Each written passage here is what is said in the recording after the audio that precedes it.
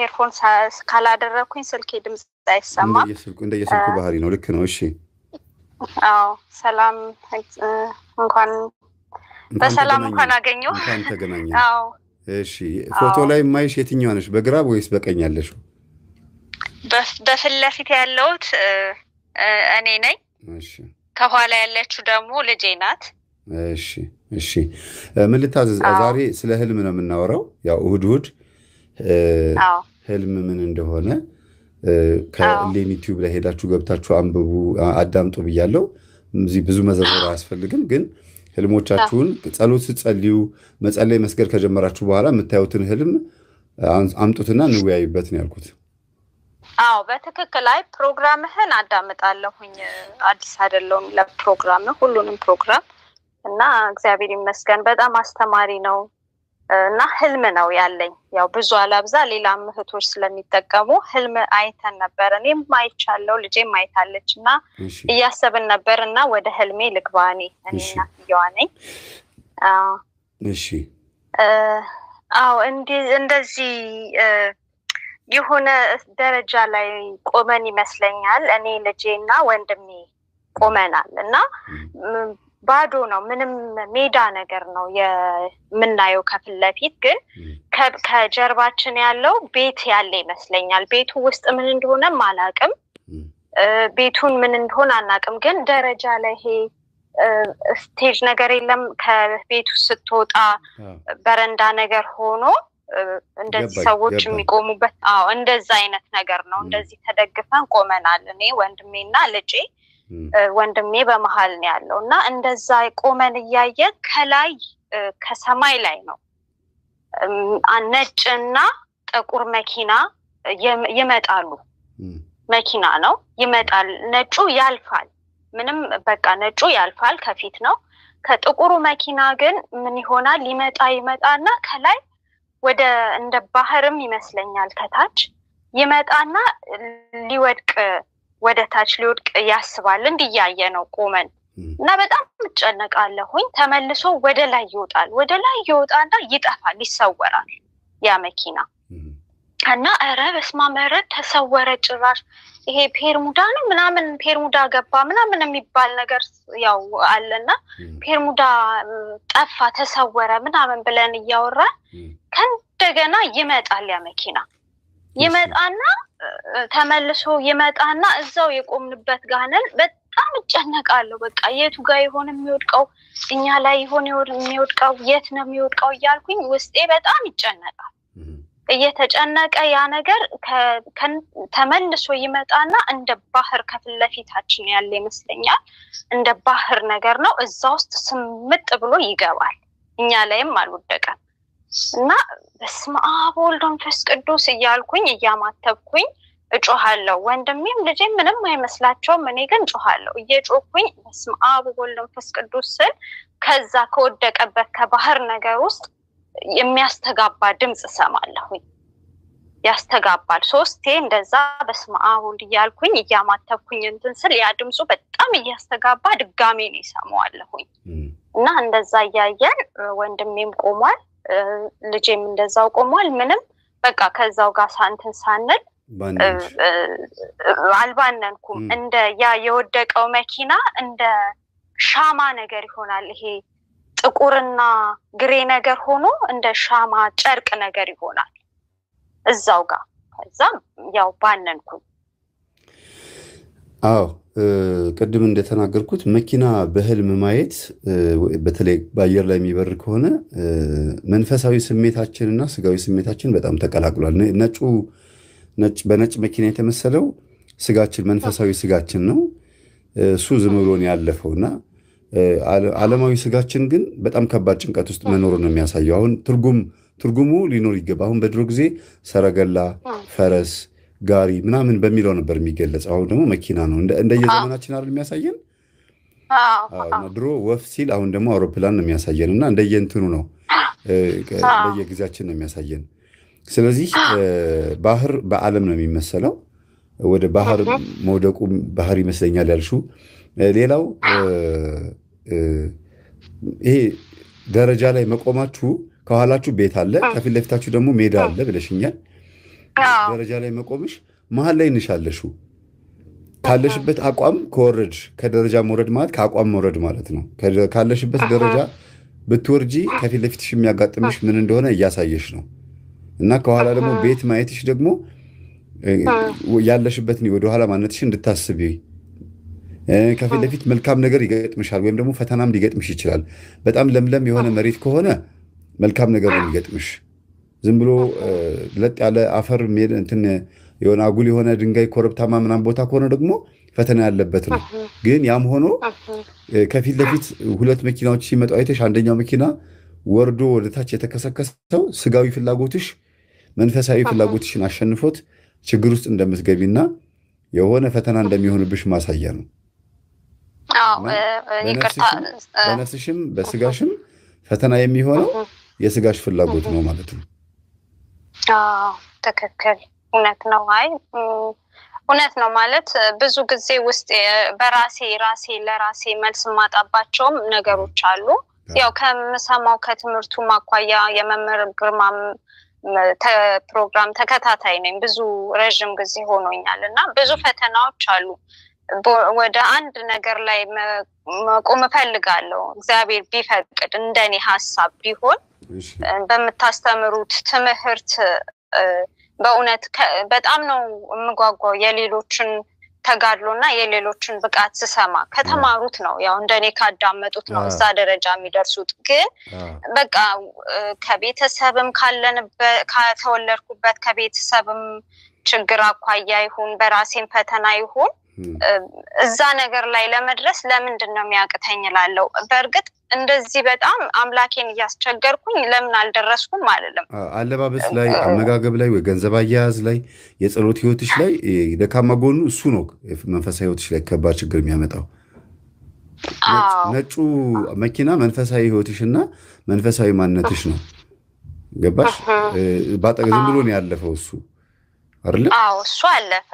እሱ አለፈ። ይሄኛው ግን ሊወድቅ ፈለገና የት ይሁን የሚወድቀው እያልኩኝ እያሰብኩ እየተጨነኩ ሁለቱ እንዳልኩ ወንድሜና ልጄ ምንም አይመስላቸውም። እኔ ግን በጣም ውስጤ ይጨነቃልና ተመልሶ ወደ ላይ ጠፋ በቃና ይሄንን እንደዚህ ያልን እናወራለን። ፔርሙዳ ይሄ ተጠፋ ምናምን ወዴት እንደገባ ሳይታወቅ የሚጠፋ እንትን አለ አይደል? እንደዛ ጠፋ ብለን እያሰብን ከእንደገና ተመልሶ ይመጣና ሲመጣ በጣም ደግሞ በቃ እጨነቃለሁኝ። የት ነው የሚወድቀው? እኛ ላይ ይሆን ወይ የሚወድቀው?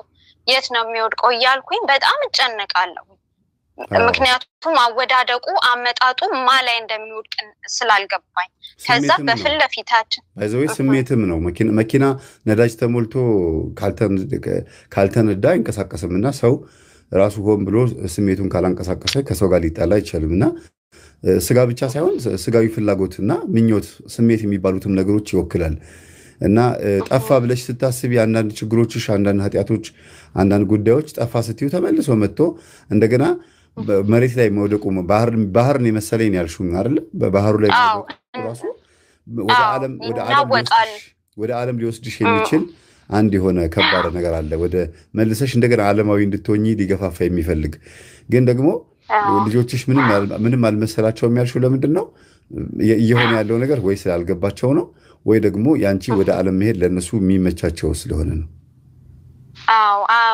ማለት ያ የገባበት ባህር በጣም ይናወጣል። በቃ ልክ እንዴት ነው የሆነ ነገር እንደ ማዕበል ይሰራና ያ ነገር ያስደነግጠኛል። በቃ ወይኔ እና እንዳልኩ በስመ አብ ወልድ እያልኩኝ እያማተብኩኝ ስጮ ያ ያስተጋባል። እንደገና የራሴ ድምጽ ያስተጋባል እና በጣም ከዛ በኋላ ያው ትንሽ እንትን አልኩኝ ውስብስብ አለብኝ። ያው በራሴ ተረጎምኩት አለ ግን አሁን አንተ ስትተረጉመልኝ ሌላ ነው ትርጉሙ። እንደዛ ነው ባጭሩ ተርጉመሽው እንትን መደንገጥ ምናምን ሳይሆን ልታስቡበት የሚገባ ባህሪ ጸባይ እንዲሁም ደግሞ አካሄድ ዓለማዊ የሆነ አካሄድሽን ማስተካከል አለብሽ። ዝም ብሎ የሚዘወር አይደለም መኪና ዝም ብሎ በራሱ አይሄድም። ማንኛውም ኤሌክትሪክ መኪናም አውቶማቲክም ይሁን በራሱ ጊዜ ተረካ አይደለም፣ ሰው ነክቶት ነው።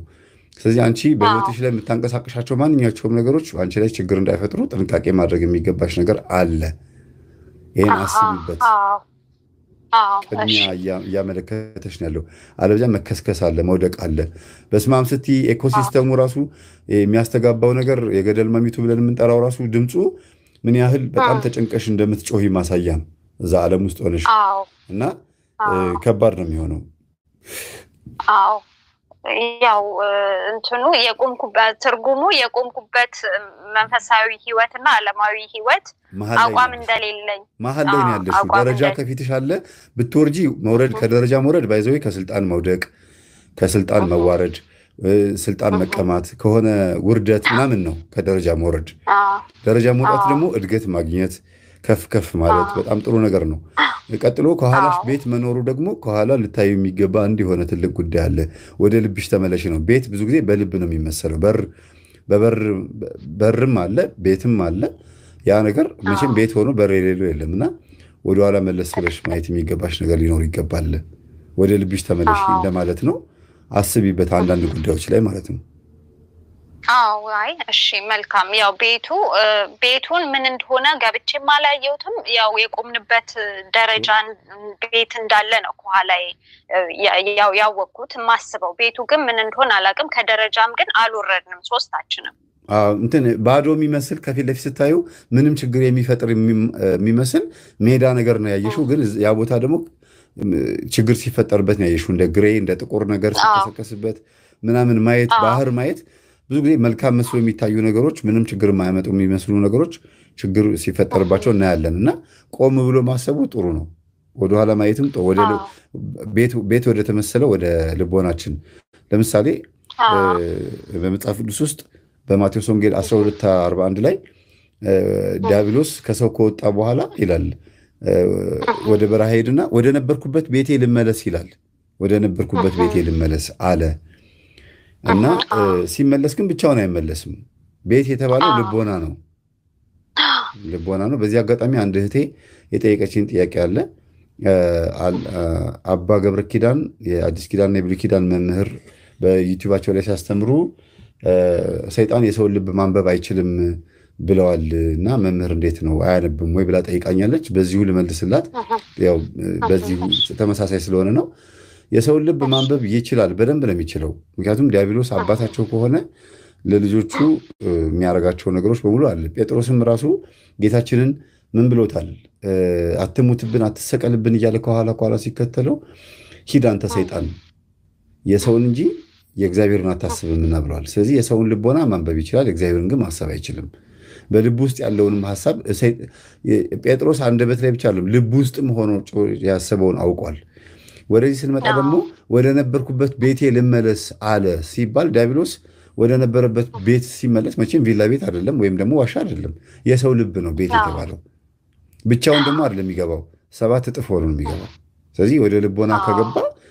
የደም ዝውውር አይደለም የሚያየው ቬና ካባ ወይም አኦርታ የሚባለውን የደም ዝውውር አይደለም የሚመለከተው የሰው ልብ ነው የሚያነበው እና ያነባል ለማለት ፈልጌ ነው ለምን እንደዚህ እንዳሉ ራሳቸውን ጠይቋቸው አባ ገብረ ኪዳንን የሰው ልብ ማንበብ በደንብ ነው የሚችለው በመጽሐፍ ቅዱስ ውስጥ በጣም ብዙ ቦታ ላይ ሰይጣን በሰው ልቦና ውስጥ እንዲያውም ንጉስ ዳዊትን ይላል ንጉስ ዳዊትን ሰይጣን አነሳሳው በልቡም ገብቶ አነሳሳው ህዝቡን እንዲቆጥር ወታደሩን ሰራዊቱን እንዲቆጥር አደረገው ይላል ሰይጣንም በዳዊት ልብ ገባ ነው የሚለው ስለዚህ ልብ ውስጥ መግባት ይሄን ለማለት ነው አያይዤ ለመናገር ፈልጌ ነው ሌላ ህልም ልክ ነው ይቅርታ በዚህ ላይ ልጨምር ብዬ ነው በልብ ውስጥ ያው ብዙ ስለመማር ከአንተም አንተ ልበልህ ይቅርታ ከመምህራችን ከመምህር ግርማም የተማርኩት አለ በልብ ይፈትናል ይሄ ራሱ በልቤ ፈተና አለ እና በጸሎት በመቆም ሰዓት እየጸለይኩኝ ያው እድሉን ስላገኘው በዚሁ አጋጣሚ ልንገር በጸሎት ሰዓት ቆመን ያው ከልጄ ጋር ነኝ አሁን ምጸልያው እየጸለይን እያለ አንዳንድ ጸሎት ላይ ለምሳሌ እመቤታችን ድንግል የአንቀጸ ብርሃን ላይ አበሰራትና ቅዱስ ገብርኤል አብስሯት ልትወልድ እንትን እንዳለች ያለውን ጸሎት ላይ በቃ ፈተና አለብኝ እንዳልከው ያው ተምሬያለሁ ግን እንዴት ነው ያንን ነገር ላሸንፈው የምችለው እንደ እግዚአብሔር ፈቃድ ጾም አለው ያው እጸልያለሁ ባስተማራችሁት እቀጠቅጣለሁ። ግን ይሄ ፈተና ሊላቀቀኝ አልቻለም። የራሱን ሐሳብ የማምጣት ባህሪ አለ። የራሱን ሐሳብ ያመጣል እና በዚህ አጋጣሚ በሆነ ወቅት ላይ የሆነ ሰራ ነበር ኢትዮጵያ ያለው። አሁን እንኳን ኢትዮጵያ አይደለሁኝም እና ከመናፍቃን ቤተሰብ ጋር ኖር ያለሁኝ። ግን ውስጤ የሚመጣው ምንድነው የሆነ ልጅ በመሰራበት ሰዓት ስለ እንደዚህ አይነት ነገር የሆነ የጥርጣሬ መንፈስ ነግሮኛል። ስለመቤታችን አወላለድ እንደዚህ አውርቶኝ ነበርና ያ ልጅ ወደ አይምሮዬ ይመጣል። ሁለት ደግሞ ከመናፍቃን ቤተሰብ ነበረችኝ አዲስ አበባ። እሷ ጋር የተወሰነ ጊዜ ኖር ያለሁኝና እሷ ጋር ስኖር በእሷ እንትን ነው እየኖርኩ የነበረው። ያው ስታጸልይልኝም መናፍቅም እንደሆን ስታጸልይልኝ ውስጤ መቤቴ አልክድሽም እያልኩኝ ውስጤ እንትን እላለሁ። ቤቷ ስለነበርኩኝ እጃቸውን አስጭነው አጸልያልኝ አለች። እናቃለሁ እና የዛ መንፈስ ነው አሁን የሚረብሸኝ። አንድ ሁለት ደግሞ እንዴት ነው ከዚህ በላይ ልታገለው የምችለው ማለት ላሸንፈው የምችለው ይሄን መንፈስ እንዳያመጣብኝ? ምክንያቱም አያለው ሰማለው ከእህቶቼ ከወንድሞቼ። መልካም እንግዲህ አሁን ከፊታችን መለቅላችሁ ገጠመኞች ይኖራሉ። ነገ አሁን ጠዋት መለቅላችሁ ገጠመኝ አለ፣ ልዩ ገጠመኝ 129ኛ። እሱን በደንብ አዳምጩ። ግን ወደዚህ ስመጣልሽ መንፈስ በውስጥሽ እንዳለ ካወቅሽ ብቻ እና እንዴት እንደሚያጠቃ እንዴት እንደሚጎዳ ብቻ ካወቅሽ በቂ ነው። መጀመሪያ ትኩረትሽ መሆን ያለበት እንዴት እንደምታሸንፊው ሳይሆን እግዚአብሔር እንዴት እንደምታመልኪው ነው። እሺ መጀመሪያ በቃ እግዚአብሔርን ማምለክ ከቻልሽና ደግሞ መስገድ ከቻልሽ ቀና ጎንበስ ማለት ከቻልሽ በቂ ነው። አንቺ የማትፈልጊያቸው ሐሳብ አይምሮሽ ውስጥ ከመጡ ለምሳሌ እኔ አሁን መቤቴን መሳደብ እፈልጋለሁ አትፈልግም፣ ግን ስዕሏን እየሳልኩኝ አሰድበኝ ነበርና ሲነግሩኝ ግን ደነገጥኩኝ። ተናግሬያለሁ እና ደነገጥኩ። እኔ አልሰደብኳትም፣ እኔ ያልተናገርኩም አልኩኝ። ስለዚህ የኔ ሐሳብ ስላልሆነ ምንም ሊሰማኝ አይገባም። መቤቴ ወይ እኔ አይደለሁም የለሁበትም፣ ይሄ ሐሳብ የኔ ሐሳብ አይደለም። በቃ አለቀ በቃ። በዚህ ውስጥ ማለፍ ነው። ያንቺ ሐሳብ ያልሆነ ነገር ወደ አንቺ ውስጥ ሲመጣ በስላሴ ስም ስራህን አቁም ብለሽ አይምሮሽን መገዘትና ከዛ በኋላ ወደ ጉዳይሽ መግባት ነው። አንቺን አይመለከትሽም። ምክንያቱም አንቺ ማድረግ የማትፈልጊውን ነገር ኃጢአት እንኳን ሲሆን አሁን ለምሳሌ ብዙ ጊዜ ማድረግ የማትፈልጊውን ነገር በተግባር ስታደርጊው ኃጢአት ይሆንብሻል። በአይምሮ ውስጥ ግን የሚመላለስ ከሆነ ያ ሐሳብ ያንቺ እንዳልሆነ ስለምታውቂው እግዚአብሔር ይገስጽህ ይሄን ሐሳብ ያመጣህ ብለሽ ማለፍ ነው። እንደ ቀላል ነገር ለፊው። እሺ እንደ ቀላል ነገር። ፍላጎቶችሽ ከሆኑ ግን ለምሳሌ ስጋ መብላት እየፈለግሽ ወተት መጠጣት እየፈለግሽ ጾም ሆኖብሽ ከሆነ እንብላ ባሉኝ ወይኔ በበላውኝ ምናምን እያልሽ እየተመኘሽ ከሆነ ግን ፍላጎቶች ስለሚኖሩሽ ውስጥሽ ይሄ ኃጢአት ነው። ምኞት ደግሞ ሞትን ነው የምትወልደው አይደል? እውነት ነው። ምኞት ኃጢአትን ትወልዳለች፣ ኃጢአት ደግሞ ሞትን ትወልዳለች። ስለዚህ እውነት ነው። የሞት አያት ምኞት ነች፣ በመሀል ኃጢአት አለ። ስለዚህ አንቺ ማሰብ ያለብሽ ወደሽ ፈቅደሽ የምትሰሪውን ኃጢአት ለማራገፍ ለማስቆም እንጂ ይሄ ሳትፈልግ የሚመጣውን ሐሳብ ታዩ፣ በቃ ዝም በዩ፣ እርሹ፣ ከምንም አትቁጠሪ። መልካም። እሺ ውዳሴ ማርያም እየጸለይሽም ምን እያልሽም እየሰገድሽም አንቺ ለእግዚአብሔር ምስጋናሽን አቅርበሽ እየተኛሽ የሚመጣውን ሐሳብ በመገሰጽና እግዚአብሔር ገስጽ በማለትና ቸል ብሎ በማለፍ ምንም በቃ ትውት ማድረግ። ከዛ በኋላ ዲያብሎስ በሐሳብ በኩል የሚፈትንሽ ነገር እንትን ትይዋለሽ። ከዚህ በፊት ዝንየት የሚፈሰው የነበረ ልጅ ብዬ ተናግሬያለሁ። ዝንየት በተደጋጋሚ ይመታዋል፣ ህልመ ሌሊት ማለት ነው። እና ልጁ ጸበል ቦታ ሲገባ ዝንየት መቶት ከገባ እንደ ርኩስ ነገር ነው የሚቆጥረው፣ እንደተቀሰፈ ነገር አድርጎ ነው የሚቆጥረው። እና በጣም ዲያብሎስ ደግሞ ይችን ጸባዩን ስላየ በቃ በተደጋጋሚ ጸበል እንዳይገባ ቅዳሴ እንዳይሄድ በዝንየት ቅርብ ጊዜ ማለት ነው ሲያጣድፈው ነበረ። በኋላ እስኪ ተው በቃ አይ በዚህ እንኳን አትፈትነኝም፣ ታጥቤ እገባታለሁ፣ ታጥቤም ቢሆን እገባለሁኝ እያልክ ሲጀምር አልኩት። በእርግጥ መዳፈሩ ጥሩ ባይሆንም አይነ ጥለዋ መሆኗንና ለመሆኗን የተፈጥሮ ጉዳይ መሆንና ለመሆኑን ቼክ አድርጌ ነው። ማታ ማታ ሻይ አትጠጣ፣ ትኩስ ነገሮችን አትውሰድ። ትኩስ ነገር የሚያበዛ ሰው ማታ ማታ በተለይ ትኩስ ነገር ጠጥቶ የምተኛ ሰው፣ ፈሳሽ ነገር የሚያበዛ ሰው ዝንየት ይፈሰዋል አልኩት። እሱንም አቆሞ ለአንድ ወር ያክል እንኳን አቆሞ ዝንየት ይመተዋል። ስለዚህ ይሄ አይነ ጥላ ስራ ነው ብዬ ታጥበህ ተጠመቅ አልኩት። ታጥቦ መጠመቅ በጀመረ በሶስተኛ ቀኑ አቆመ። በቃ ይሄ ዝንየት የሚባለው አይነ ጥላዋ በኋላ በህልም ተገልጣ እኔ እኮ ይሄን ነገር ፈርተኸው በዚህ በኩል እየፈተንኩህ ነበረ ወይኔ አሁን ነቃህብኝ አለችውና ምንድነው ሁልጊዜ ዲያብሎስ የሚያመጣቸውን ፈተናዎች ናቅ አድርገሽ በስላሴ ስም እግዚአብሔር ይገስጽህ እያልሽ ስታልፊው ተነቅቶብኛልና በዚህ ላሸንፋት አልችልም ብሎ ይተወዋል ማለት ነው። ይሄን አድርጊ። አመሰግናለሁ ስለደወልሽ። እሺ በጣም አመሰግናለሁ። በጣም ነው የማመሰግነው። አሜን። እሺ መልካም ጊዜ። አሜን ባይ